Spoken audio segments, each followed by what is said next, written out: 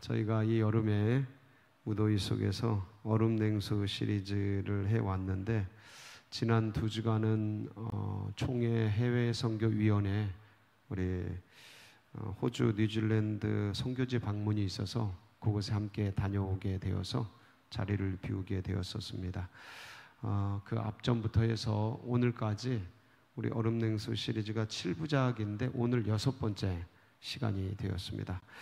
이렇게 금방 시간이 가고, 그러면 다음 주에 7번째를 하게 되면 이 여름도 이렇게 가는 것 같습니다. 아직 더위가 남아있지만 아무리 더워도 가을이 오는 것을 막지는 못하죠. 그래서 더울수록 얼음 냉수 한 잔이 더 그립고 더 시원하고 그런 것 같습니다. 오늘 우리가 이제 스데반 말씀을 같이 읽었는데, 예수님의 죽음과 가장 비슷한, 돌아가실 때 예수님이 말씀을 남기시잖아요. 가상칠언의 말씀을 남기시는데, 예수님이 돌아가실 때 남기신 말씀 중에 주여 저들이 하는 짓을 알지 못하나이다. 저들의 죄를 저들에게 돌리지 마옵소서. 저들을 용서하옵소서 하는 그런 말씀을 하십니다. 근데 그 말씀과 가장 비슷한 말씀을 남기신 분이 바로 스데반 집사입니다. 이 스데반 집사를 이제 오늘 우리가 같이 묵상할 텐데, 오늘의 시점에서 이 스데반 집사를 묵상하는 것은 참 큰 의미가 있습니다. 오늘 말씀 제목이 백절불굴의 용사 스데반 집사입니다. 백절불굴이란 뜻은 일백백자죠. 부러질 절자입니다. 골절할 때 절자죠. 그래서 100군데 뼈가 부러져도 불굴이라는 게 아니불, 굴자가 굴종하다 할 때 굴자 아닙니까? 굴복하다 할 때 굴자, 굴복하지 않는다. 그러니까 100마디의 뼈가 부러져도 굴복하지 않는 신앙의 용사 스데반 집사. 아마 그분이 그 돌에 맞아 죽음에 이르니까, 돌에 맞을 때 이게 다 깨지지 않겠습니까? 마디마디가 100마디에 다 마디마디가 다 이제 깨져 나갔을 텐데, 그러면서도 이제 굴하지 않는 그런 신앙의 모습을 우리가 말씀을 같이 읽으면서 보았는데, 참 이런 말씀을 생각하면 오늘의 신앙을, 또 우리들의 신앙이죠, 그리고 또 다음 세대들, 그러니까 현 시대의 신앙을 생각해 보지 않을 수가 없습니다. 돌아보지 않을 수가 없어요. 그래서 오늘 우리의 신앙을 한번 점검해 보고, 그리고 이 스데반 집사님의 이런 어떤 뜨거운 신앙, 정말 백절불굴의 순교적 신앙이죠. 순교자의 신앙이 우리들 가운데 스며들고 또 자리 잡고, 이렇게 그러한 믿음으로 살아가는 우리 모두가 되기를 축복합니다. 참 근데 이게 이런 신앙이 된다는 건 참 대단한 거죠. 만만하지 않은 건데, 근데 거꾸로 이제 이 시대 신앙은 좀 어떤가를 생각해 볼 때, 너무 신앙들이 온순해지지 않았을까 그런 생각을 해봅니다. 온순해진다라는 게 온유해진다라는 거하고는 다른 의미입니다. 온유는 거친 마음들이 깎여서 자기의 인격을 잘 다듬는 그러한 쪽이라면, 이 온순이라는 건 길들여진 거죠. 길들여진 거죠. 그러니까 거친 맹수, 사자, 호랑이 이런 게 이제 길들여져서 강아지, 고양이처럼 된 것을 이제 온순해졌다라고 할 수 있을 겁니다. 이제 기독교가 정말 이런 뜨거운 스데반과 같은 믿음의 선배, 예수님 12 제자가, 그리고 속사도들이, 사도들이, 그리고 교부들이, 우리 믿음의 선진들이 6.25 때, 일제 때 이 성결의 복음을 붙들고 목숨을 참 다해서 이 뜨거운 복음을 우리에게 바톤을 이렇게 넘겨주고 해왔는데, 오늘날 이 시대를 생각하노라면 기독교 신앙이 너무 이렇게 개인 종교화 되어 가고 있지 않은가, 그런 생각을 해봅니다. 그러니까 개인의 평안을 얻는 종교, 개인의 어떤 안정감을 얻는 신앙으로 너무 치우쳐 가고 있지 않는가. 어떤 이게 세계 종교화되고 영혼을 섬기고 이웃을 섬기고, 그래서 하나님 나라를 확장해 나가고 뜨거운 열정의 그러한 종교이고 신앙인데, 이게 너무 이제 개인화되어지고 내면화되어지고, 그러면서 어떤 기복 종교와 개인 종교와 개인의 안심인명을 얻는, 평안을 구하는, 안정감을 구하는, 내 개인의 마음을 위로해주는 어떠한 종교로서 그렇게 머물러 가고 있지 않나. 그러니까 싸울 줄 모르는 파이팅을 잃어버린, 나와도 싸워야 하겠고 마귀하고도 싸워야 하겠고 이웃과도 싸워야 하겠는데 싸우지 않는 기독교, 야성을 잃어버린 개신교, 복음의 전투력을 상실한 예수 그리스도의 믿음, 어떤 그러한 시대를 우리가 지금 살아가고 있는 것은 아닌가. 너무 많이 약해지지 않았나.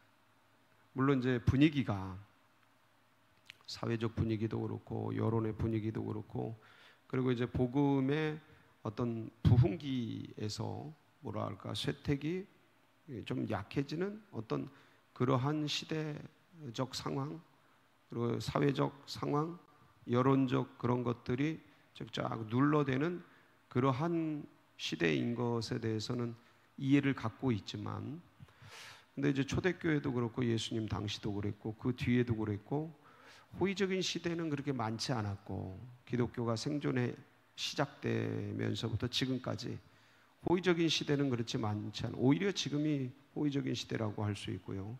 종교 자유화 시대이니까 항상 핍박과 박해와 어려움과 그 속에서 살아 생존해 오고, 밟아도 뿌리 뻗는 잔디풀처럼 쫙 뻗어와서 지금까지 이렇게 흥황돼 왔는데, 지금 오히려 너무 이렇게 내면화된, 개인화된 안정감을 구하는 그러한 신앙으로 기복적인 곳으로 너무 치우쳐 가지 않나. 물론 우리 믿음, 이 예수 그리스도를 향한 믿음은 결과적으로는 개인에게 안정감도 주고 평안도 주고 복도 주고 은혜도 주고 천국도 주고 다 줍니다. 영생도 주고. 그러나 그건 결과적으로 주어지는 것, 부수적으로 주어지는 것이지 그것이 우리의 목적은 아니거든요. 우리의 유일한 목적은, 기독교의 유일한 목적은 오직 예수 그리스도를 누리고 전하는 거거든요. 근데 누리고 영접하고 받아들이긴 했는데, 믿기는 하는데 전하지 않아. 사회적 분위기가 내리누르고 안 좋으니까 눌려 있는 거죠. 그러니까 이러면서 개인의 안정감을 구하고 개인의 어떤 그런 마음의 평안만을 구하는 그런 개인화된 종교로 전락하고 있는, 그리스도의 이 통째의 본질의 복음을 어떤 한 축을 잃어버리고 너무 그렇게 치우쳐가고 있는 그런 상황에 우리 이 시대에 기독교가 던져져 있고, 우리는 그 안에서 신앙생활을 해가면서 그렇게 되지 않으려고 우리는 이 자리에 모였습니다. 아멘이십니까? 네, 그럼요. 그래서 이런 말씀들을 우리가 어떻게 주님의 마음을 시원케 할까? 어떻게 주님께 얼음 냉수 같은 그런 믿음의 사람들이 될까를 고민하면서 우리 오늘 이렇게 그렇게 살았고 그렇게 죽었던 믿음의 선진 스데반 집사님을 우리 같이 이제 살펴보게 됩니다.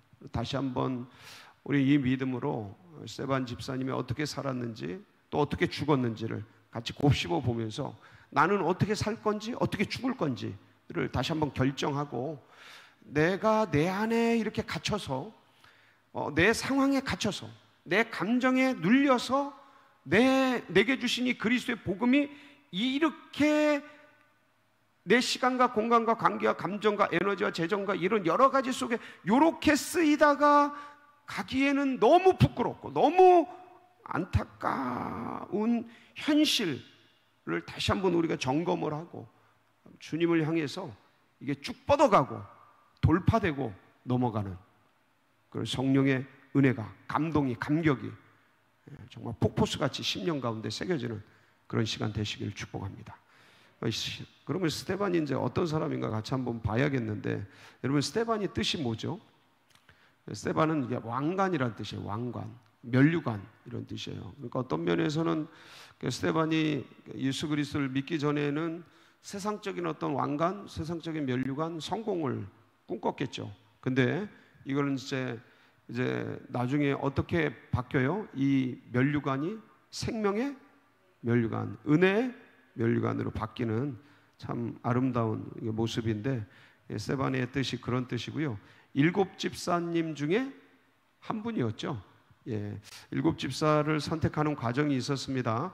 거기에 보면 이 스데반이 어떠한 지혜, 지성, 어떠한 영성이 있었는지가 소개되고 있는데, 한번 사도행전 6장 1절에서 7절 거기 한번 쭉 읽어봅니다. 그럼 그 내용이 나오거든요. 시작. 그때 제자가 더 많아졌는데 헬라파 유대인들이 자기의 과부들이 매일의 구제에 빠짐으로 히브리파 사람을 원망하니 12 사도가 모든 제자를 불러 이르되 우리가 하나님의 말씀을 제쳐놓고 접대를 일삼는 것이 마땅하지 아니하니 형제들아 너희 가운데서 성령과 지혜가 충만하여 칭찬받는 사람 7을 택하라. 우리가 이 일을 그들에게 맡기고 우리는 오로지 기도하는 일과 말씀 사역에 힘쓰리라 하니, 온 무리가 이 일을 기뻐하여 믿음과 성령이 충만한 사람 스데반과 또 빌립과 브로고로와 니가노르와 디몬과 바메나와 유대교에 입교했던 안디옥 사람 니골라를 택하여 사도들 앞에 세우니 사도들이 기도하고 그들에게 안수하니라. 하나님의 말씀이 점점 왕성하여 예루살렘에 있는 제자의 수가 더 심히 많아지고 허다한 제사장의 무리도 이 도에 복종하니라. 그래서 3절을 보니까 거기 뭐라고 나오냐면 뭐와 뭐가 충만하여? 성령은 영성이죠. 지혜는요 지성이죠. 그러니까 영성과 지성이 충만한 사람. 그리고 뭐 받는 사람요? 칭찬받는 사람. 이게 칭찬이라는 것은 그러니까 우리가 뭐 영성이 있고 지혜가 있어도 이렇게 사람들과 관계성이 이렇게 편안하지 않은 분들도 많이 있습니다. 지내보면 어떤 산골이나 어떤 그 기도원이나 이런 데 가면 분명히 영성도 있고 지성도 있으신 분들인데 사람들하고 관계가 안 좋은 분들이 계셔요. 근데 이 지금 뽑는 사람들은 사람들에게 뭐까지 받아야 돼요? 칭찬까지 받아야 돼요. 그러니까 관계도 좋고 인격도 훌륭한 사람이었죠. 거기 보면 5절에 보면 거기 어떤 내용이 나오냐면 온 무리가 이 말을 기뻐한 믿음과 사람, 거기서 7 사람 중에 스데반이 제일 먼저 나와요. 저건 무슨 뜻일까요? 7 중에 제일 리더 역할을 하는 거죠. 아마 나이가 많았든지 아니면 더욱 출중했던, 탁월했던 그런 사람이라고 우리는 이것을 보고 이제 알 수가 있습니다. 이런 사람이었어요. 아주 특별히 사도들을 대신해서 여러 가지 행정과 재반 업무들을 진행할 수 있는 그런 사람, 대단히 아주 훌륭한 사람들. 저 영성 중에, 지성 중에, 인격 중에 하나만이라도 우리 안에 제대로 있으면 정말 뛰어날 수 있는데 이걸 다 가진 사람. 근데 이분이 뭐까지 이런 능력을 가지고 뭐까지 하냐면 전도와 기적과 이적을 행합니다. 능력을 행합니다. 사도행전 6장 8절에서 10절인데 한번 볼까요? 어떤 거를 행하나? 시작. 스데반이 은혜와 권능이 충만하여 기사와 표적을 민간에 행하니 이른바 자유인을 쭉 구려내인 알렉산드리인 길리기아와 아시아에서 온 사람들의 회당에서 어떤 자들이 일어나 스데반과 더불어 논쟁할세 스데반이 지혜와 성령으로 말함을 그들이 등이 당하지 못하여. 그러니까 전도도 기사와 이적, 그러니까 이적을 기적을 행할 정도로 능력이 충만하고, 그리고 말씀도 아주 탁월하게 전하는 이런 뛰어난 분이셨어요. 그러니까 논쟁도 탁월한 거예요. 그래서 정말 어떤 집단과 공동체와 이게 1대1 논쟁은 굉장히 어렵습니다. 생각보다 그냥 혼자 믿는 거는, 여러 공동체 속에서 이렇게 그냥 같이 믿어가는 거는 그렇게 큰 문제가 안 되는데, 여기서 1대1로 논쟁을 한다, 뭐 통일교와 논쟁을 한다, 저도 힘들어요. 그게 쉽지가 않습니다. 뭐 신천지와 논쟁을 한다, 이게 굉장히 어려워요. 그거는 그렇게 훈련된 사람만이 할 수 있어요. 아무나 나가서는 박살이 나요. 이단에게도 그게 쉽지가 않습니다. 오히려 이렇게 밀리고 그럴 수도 있어요. 근데 이분은 이게 지식과 지혜와 성령이 탁월한 거예요.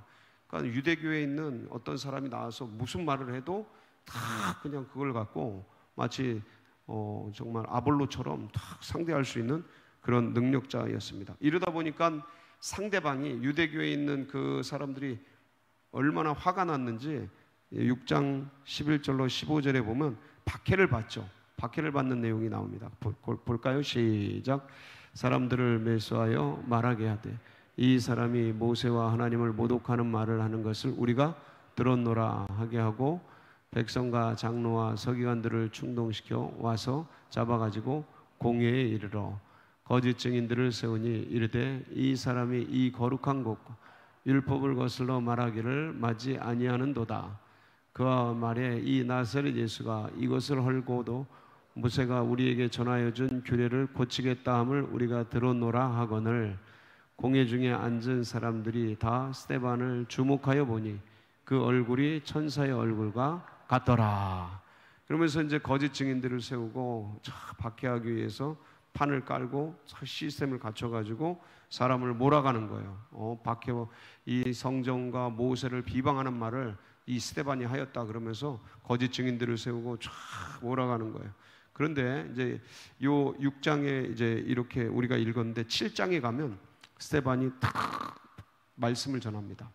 그 설교라고 나오는데 그 전체를 다 읽을 수는 없고 1절부터 4절까지만 우리가 보는데 한번 보겠습니다. 얼마나 역사적 지식과 그다음 언변이 탁월하고 지성이 탁월한지. 시작. 대제사장이 이르되 이것이 사실이냐. 스데반이 이르되 여러분 부형들 들으소서. 우리 조상 아브라함이 하란에 있기 전 메소포타미아에 있을 때 영광의 하나님이 그에게 보여 이르시되 내 고향과 친척을 떠나 내가 내게 보일 땅으로 가라 하시니, 아브라함이 갈대아 사람의 땅을 떠나 하란에 거하다가 그의 아버지가 죽음에 하나님이 그를 거기서 너희 지금 이 땅으로 옮겼느니라 하면서 이 아브라함의 그 시대와 이삭의 시대와 야곱의 시대와 그 족장들의 시대를 쫙 열거하고, 그 다음에 이 족장들의 시대를 넘어서 모세와 여호수아 그 시대 속에서 가나안 정복 전쟁하는 그런 과정들을 쭉, 그리고 하여간 출애굽 과정부터 시작해서 이 전체 과정을 전부 역사적으로 전부 기억해서 그것을 설파합니다. 얘기합니다. 왕정기까지 그렇게 얘기하면서 그때 어떤 얘기를 하냐면, 그때의 많은 선지자들을 보냈는데 그 조상들도 그 조상들도 하나님의 말씀을 듣지 않고 이방 종교를 섬기더니 너희들도 지금 그러는도다 그러면서 책망을 하는 말씀이 오늘 본문 속에 나옵니다. 우리 51절 53절 보실까요? 거기 보면 본문 속에 시작. 목이 곧고 마음과 귀의 할례를 받지 못한 사람들, 너희도 너희 조상과 같이 항상 성령을 거스르는도다. 너희 조상들이 선지자들 중에 누구를 박해하지 아니하여 의인이 오시리라 예고한 자들을 그들이 죽였고, 이제 너희는 그 의인을 잡아준 자요 살인한 자가 되나니 너희는 천사가 전한 율법을 받고도 지키지 아니하였도다 하니라. 그러면서 그들에게 심장을 패부를 찌르는 그런 말씀들. 그러니까 너희들이 예수를 죽였고 예언자들을 다 죽인 그런 조상들을 가지고 있는 아주 못된 무리들 아니냐, 그러면서 아주 그냥 책망하고 그렇게 훈계하는 그런 말씀이 되겠습니다. 자, 지금 스데반은 전도자입니다. 성령이 충만한 말씀의 사역자예요. 그래서 지금 말씀을 전하고 전도를 하고 있어요. 사람들을 설득하고 있어요. 그런데 말씀을 전하고 전도를 하고 설득을 할 때 사람들의 분위기라는 게 있습니다. 분위기를 누구나 다 읽을 수 있지 않습니까? 스데반은 지혜가 있고 탁월했던 사람이에요. 소통도 잘하고. 그러니까 말씀을 전하면서 분위기를 읽지 않을 수가 없죠. 보이죠. 들린단 말이에요. 느껴진단 말이에요. 어떻게 반응하고 있는지. 근데 스데반이 굉장히 이상한 일을 합니다. 54절에 보면 분위기가 어땠냐면 좋지가 않았습니다. 시작. 그들이 이 말을 듣고 마음에 찔려 그를 향하여, 그러니까 스데반이 전한 말씀을 통해서 니네 조상들도 그랬고 니네도 그렇고 어떻게 이렇게 하나님의 말씀을 거역하냐, 그러면서 성령의 감동을 이렇게 거부하냐, 그러면서 말씀을 막 전하니까 찔리긴 찔렸어. 마음에 찔리긴 찔렸는데 이게 회개와 자복으로 간 게 아니고 뭐로 가요? 분노와 저항으로 간 거예요. 그러니까 분위기를 보면 내가 전하는 말씀이 지금 잘 스며들고 있구나, 잘 전해지고 있구나, 이거를 대화하다 보면, 복음을 전하다 보면, 야, 이 사람이 이걸 잘 받아들이고 있구나, 그러니까 거부하고 있구나, 이게 느껴집니까? 안 느껴집니까? 바보가 아닌 이상 다 느끼죠. 그걸 모르는 사람이 도대체 어디 있겠습니까? 그리고 이렇게 탁월한 지혜와 영성을 가진 사람이 그걸 모르겠습니까? 다 안단 말이에요. 지금 이를 부득부득 가는 거예요. 이를 간다는 건 거부하는 거잖아요.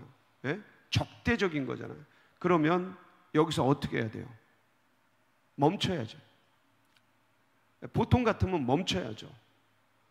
그리고 뭔가 좀 다른 방식으로 설득을 하거나 아니면 좀 멈췄다가 쉬거나 좀 장소를 옮기거나 뭔가 다른 조치를 취해야 되는데, 이 스데반이 이때 여러분 말씀을 보면요, 그들이 이를 가는 걸 보고 54절, 55절 한번 뭘 또 보는지 한번 보세요. 같이 볼까요? 시작. 그들이 이 말을 듣고 마음에 찔려 그를 향하여 이를 갈거늘 스데반이 성령 충만하여 하늘을 우러러 주목하여 하나님의 영광과 및 예수께서 하나님 우편에 서신 것을 뭘 봤어요? 이를 가는 걸 봤어요. 근데 거기에 주목한 게 아니고 이를 가는 사람들 너머에서 뭘 봤어요? 하나님의 영광과 및 예수께서 하나님 우편에 서신 것을 본 거예요. 그러니까 이게 뭐예요? 지금 이를 가는 저들, 이를 바드득 갈고 있는 저들이 자기에게 어떻게 할 것을 왜 모르겠습니까? 예? 아니, 이 사람들이 복음을 전하다 보면, 말씀을 나누다 보면 소금 뿌릴 거, 그냥 찬물을 확 뿌릴 거, 느낌을 보면 왜 모르겠습니까? 싫은 말을 냉랭하게 대하는 그 태도를 보면 금방 알죠. 다 알죠. 그러니까 사람들이 적대적으로 나온 걸 보면 다 아는데, 그 상황과 환경 속에서 그거를 모르는 게 아니고 그걸 주목한 게 아니에요. 그건 알지만 이 사람들이 나를 적대하고 있고 대적하고 있구나, 그걸 알지만 그 너머에 있는 하늘을 우러러 보니 하나님의 영광이 보이고 예수께서 하나님 우편에 서신 것을 보는 거예요. 그러니까 다시 한번 5절 말씀 다시 한번 볼까요? 네, 55절 말씀. 하나님의 영광과 및 예수께서 하나님 우편에 원래 앉으셔 계셔요. 원래는 앉아 계셔요, 우편에. 근데 뭐 한 것을 보고요? 서신 것을 보고. 지금 누굴 맞이하는 거예요? 지금 누굴 맞이하려고 쓰신 거예요? 이걸 보신 거예요, 스데반이. 예. 그러니까 예수께서 나를 맞아주시려고 서 계신 것을 본 거예요. 그러니까 그걸 보고 뭘 결심하는 거예요, 지금? 여기서 더 이상 살 것이 아니라 예수께서 나를 받으시려고 서 계시는 거예요. 이걸 본 거예요. 이게 여기서 순교를 결정한 거죠. 그러니까 이 지혜가 있고 인격이 있고 사람들을 다 아는 사람이라 유대교인들이 이렇게 일을 갈 때 어떤 일이 일어날지를 모를 사람이 아니에요. 그럼 빨리 여기서 뭔가 사과를 하거나 뭔가 처리를 하거나 마무리를 하고, 아유 뭔가 오해가 있었던 듯 싶은데 제가 그렇게 한 것이 아니, 그런 말을 모세를 비방하거나 성전을 모독한 그런 건 전 그런 사람이 아닙니다. 그렇게 살아오지도 않았고 그럴 의도도 없습니다. 이렇게 적당하게 마무리를 하고 거기를 매듭을 짓고 좀 다음 기회를 보고, 뭐 다음에 복음이라는 게 그때만 전할 수 있는, 다음 또 기회가 있으니까 그런 걸 생각할 수 있는 사람, 생각을 못할 사람이 아니라는 거죠. 다 할 수 있는데 도대체 그는 왜 그랬냐 이거죠. 거기서 왜 그랬냐, 하늘을 우러러 보니까 하나님의 영광이 보이고 보좌 우편에 예수께서 서서 자기를 맞이하는 것이 보이는 거예요. 그러니까 목숨을 건 거죠. 목숨을 건 거예요. 그러니까 스데반은 지금 자기 목숨보다 뭐가 더 중요한 거예요? 예수 그리스도가 더 중요한 거예요. 예수님이 지금 나를 맞이해 주신, 나를 받아주신다는. 그러니까 지금 내가 사는 것, 내가 좀 더 이 땅에서 영화를 누리는 것, 그것보다 뭘 더 귀히 믿음으로 복음을 붙들고 사는 것을, 거기에 목숨을 거는 것, 거기에 생명을 거는 거에 자기 전 존재를 건 거예요. 네. 그러면서 그 57절에 보면 뭐라고 말씀하고 있어요? 아니 56절이죠. 56절 한번 볼까요? 뭐라고 말씀하시나? 시작. 말하되 보라 하늘이 열리고 인자가 하나님 우편에 서신 것을 보노라 한. 이 말 때문에, 그러니까 본 것까지는 좋은데 이 말을 하니까 이 유대인들이 열이 팍 받은 거예요. 이게 무슨 말씀이냐면, 말하되 보라 하늘이 열리고, 지금 하늘에 대한, 하나님에 대한 얘기를 하고 있잖아요. 인자가 하나님의 우편. 인자가 누구예요? 여기서 말하는 인자가 예수 그리스도. 그러니까 유대인들이 잡아 죽인 그 예수가 하나님 우편에 서셔서 하나님의 우편에 서신 것을 내가 지금 보고 있다고 말하니까, 이게 유대인들을, 이빨을 갈던 유대인들을 돌을 짓게 만든 거예요. 돌을. 저기서 멈췄으면, 그냥 보고 그냥 가만히 멈췄으면 사실은 이런 일까지 일어나지 않습니다. 근데 이걸 그냥 뱉어버린 거예요. 이걸 뱉어버린 거야. 인자가 보좌 우편에 서 계신 것을 보느라 하면서, 이걸, 그 인자가 예수 그리스도인 건 서로 다 알거든요.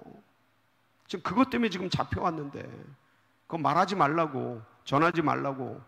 근데 그 영광을 본 거예요. 하나님의 영광을 본 거예요. 예수가 서서 자기를 맞이하는 걸 본 거예요. 그러니까 다른 어떤 것보다, 지금 여기서 잠깐 좀 더 사는 것보다, 그리고 좀 더 여기서 영화를 누리는 것보다 주님의 복음을 위해, 주님의 믿음을 위해 그렇게 되는 것을 택한 거죠. 선포한 거죠. 그러니까 득달같이 달려들어서 57절부터 뭐라고, 어떻게 해요? 57절부터 시작. 그들이 큰 소리를 지르며 뭐를 막아요? 계속 떠드니까 그냥 귀를 막고 일제히 그에게 달려들어서 잡아 끌어가지고, 못이 찢어지고 뭐 피부가 찢어지고 뭐 그냥 막 미친 듯이 달려들어가지고, 그래 끌고 가서 어떻게 합니까? 성 밖으로 내치고 돌로. 여러분, 사람을 돌로 치는 걸 한번 본 적 있으세요? 저는 직접 보진 않았어요. 제가 이제 옛날에 막 싸우고 그럴 때 막 돌 갖고 서로 찢기도 하고 막 그러긴 했는데, 그건 옛날 어릴 때고, 그렇게 나쁜 사람 아닙니다. 제가 영상을 본 게 있어요. 영상. 이게 아주 이슬람 지역에 기독교 선교사가 복음을 전하다가 그 돌로 맞는 아주 그 영상이 나와 있어요. 한번 유튜브 찾아보면 나옵니다. 돌로 맞는 장면. 그 영상을 봤는데 눈으로 생눈 뜨고 못 봐요. 보다가 제가 고개를 돌렸어요. 이게 사람이 이렇게 무슨 로봇 같이 되더라고. 돌로 맞을 때 탁탁탁 점점점 자기도 모르게 이게 뼈가 막 이렇게 탁탁 쓰고 막 그러더라고요. 튀긴다 그러죠. 엄청나게 부러진 거예요. 이게 다 빡빡빡 부러지고 그냥 쪼개지고 막 찢어지고 피가 철철 흐르고 죽을 때까지 그렇게 하는 그 영상이, 스데반이 그거를 모를 리가 없었던 사람이에요. 알고도 이 길을 간 거죠.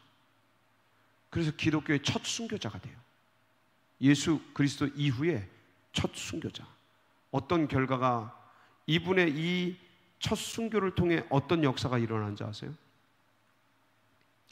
기독교의 복음이요, 세계 종교가 됩니다. 이게 굉장히 놀라운 사건인데, 예루살렘에만 머물던 기독교의 이 복음이요, 사방으로 펼쳐져요. 이 스데반 순교 이후에. 사도행전 8장 1절, 4절, 5절, 27절 한번 쭉 읽어볼게요. 시작. 사울은 그가 죽임당함을 마땅히 여기더라. 그날에 예루살렘에 있는 교회에 큰 박해가 있어 사도 외에는 다 유대와 자, 어디에? 사도 외에는 다 유대와 사마리아 모든 땅으로 흩어지니라. 그리고요 4절 5절, 그 흩어진 사람들이 두루 다니며 복음의 말씀을 전할세 빌립이 사마리아 성에 내려가 그리스도를 백성에게 전파하기 시작합니다. 복음이 전파돼 27절에 가면 일어나 가서 보니 에디오피아 사람 곧 에디오피아 여왕 간다게의 모든 국고를 맡은 관리인 네시가 예배로 예루살렘에 왔다. 그러니까 여기도 에디오피아도 복음을 받게 되는 거예요. 그러면서 사도행전 11장 19절로 21절 여기 보면 이제 유대인에게만 그동안 복음을 전했어요. 근데 누구에게도 복음이 전해져요? 스데반 이후에. 시작. 그때 스데반의 일로 일어난 환란으로 말미암아 흩어진 자들이 베니게와 구브로와 안디옥까지 이르러 유대인에게만 말씀을 전하는데, 그 중에 구브로의 구레네 사람 몇 사람이 안디옥에 이르러 헬라인에게도 말하여 주 예수를. 헬라인이 누구예요? 이방인인 거죠. 유대인에게만 전하던 복음을 이방인에게도 전하게 되는 결정적인 단서, 실마리를 제공한 분이 누구예요? 이 스데반이에요. 스데반의 순교를 통해 이방인에게 복음이 전파가 되고, 그리고 결정적으로 사도행전 9장 1절에서 5절 누가 변합니까? 한번 볼게요. 시작. 사울이 주의 제자들에 대하여 여전히 위협과 살기가 등등하여 대제사장에게 가서 다메섹 여러 회당에 가져갈 공문을 청하니, 이는 만일 그 도를 따르는 사람을 만나면 남녀를 막론하고 결박하여 예루살렘으로 잡아오려 함이라. 사울이 길을 가다가 다메섹에 가까이 이르더니 호련히 하늘로부터 빛이 그를 둘러 비추는지라. 땅에 엎드려져 들음에 소리가 있어 이르시되 사울아 사울아 네가 어찌하여 나를 박해하느냐 하시거늘 대답하되 주여 누구니이까? 이르시되 나는 네가 박해하는 예수라는 이 결정적인 예수 그리스도를 만나는 이 사건의 단서가 된 게 사도행전, 아까 우리가 몇 절을 봤죠? 8장 1절. 8장 1절 한번 띄워주실까요? 8장 1절을 보면 사울은 그가 죽임당함을 어떻게 여겨요? 마땅히 여겨요. 그러면서 저 죽이는데, 스데반을 죽이는데 가편 투표를 하고, 그리고 사람들의 옷을 지키고, 그리고 마땅히 여겨요. 죽임당한 걸 마땅히 여겨. 근데 바울이 이 길을 걸어가고 어떤 일을 하는데 계속 누구 생각이 났겠어요? 스데반의 죽어가는 모습이 생각이 안 날래야 안 날 수가 없었던 거예요. 이게 신학자들은 이 스데반의 죽음과 사도 바울의 변화에 연관성 속에 굉장히 깊은 연관성을 둡니다. 신학자들은. 그러니까 성경에서는 이게 잘 묘사되어 있지는 않아요. 근데 이 그러니까 사울이 스데반을 죽이고 마음에 어떤 적지 않은 동요가 있었던 거예요. 어떻게 저렇게 죽을 수 있을까? 어떻게 사람이 돌 맞아가면서 저럴 수가 있을까? 그러니까 이 스데반의 죽음이 미랄처럼 심겨져서 한 영혼을 바꾸고, 그리고 기독교의 복음이 유대인에게서 이방인에게 전해지는 기초가 되면서, 그리고 이 유대교 한 분파였어요. 원래 기독교가 유대교의 한 분파였단 말이에요. 어떤 이단 뭐처럼 한 분파였는데, 그랬던 이 유대교의 분파였던 기독교가 세계 종교로 전환되는데 결정적인 뿌리가 되고 씨앗이 된 게 누구예요? 이 스데반의 죽음이었어요. 스데반의 헌신이었어요.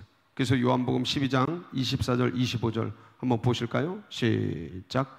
내가 진실로 진실로 너에게 이르노니 한 알의 밀이 땅에 떨어져 죽지 아니하면 한 알 그대로 있고 죽으면 많은 열매를 맺느니라. 자기의 생명을 사랑하는 자는 잃어버릴 것이요 이 세상에서 자기의 생명을 미워하는 자는 영생하도록 보존하리라. 이 스데반의 열정, 스데반이 가지고 있었던 생명보다 귀히 여긴 예수, 자기의 목숨보다 소중히 여긴 그 믿음, 그 복음, 이게 식어가는 이 세상에 우리가 지금 살아가고 있습니다. 그런 시대에 우리가 살아가고 있어요. 다시 한번 하나님, 나의 시간, 공간, 물질, 에너지 모든 것들이 예수 그리스도 한 분만 위해서 쓰여지도록, 하나님, 나의 삶 전부가 주님의 복음, 주님의 나라 확장 위해서 드려지고 쓰여지는 그런 삶이 되도록, 하나님, 나의 영광과 나의 어떤 유익을 구하는 것이 아니라 하나님의 영광과 하나님 나라의 확장을 위해 살아가는 인생이 될 수 있도록 하나님, 제게도 스데반의 신앙과 스데반의 믿음을 다시 부어주옵소서. 이 나라 이 민족 가운데 하나님 이 믿음이 심겨지도록 기름 부어주옵시고, 성령으로 하나님 이 나라 민족 가운데 이 놀라운 순교의 복음이, 순교의 열정들이 일어나도록 도와주시옵소서. 이런 결단과 기도가 오늘 밤 우리에게 일어나는 복된 시간 되시길 축복합니다. 같이 기도하시겠습니다. 합심해서 기도하실 때, 하나님, 우리가 말씀을 보았습니다. 하나님, 이런 신앙과 이런 믿음들이 내 안에서 다시 한번 새로워지게 하여 주옵소서. 하나님, 나의 감정과 나의 상황을 이겨내고 하나님, 믿음으로 돌파해 나가는 그런 신앙이 될 수 있도록 주여 기름 부어 주옵소서. 성령으로 충만하게 하여 주옵소서. 하나님, 오늘 이 시간 가운데 우리들 가운데 스데반의 영, 주의 영이, 성령이 임하게 하여 주옵소서. 우리 주여 다 같이 삼창하시고 고백하며 기도하며 나가도록 하겠습니다. 부르짖습니다. 주여, 주여.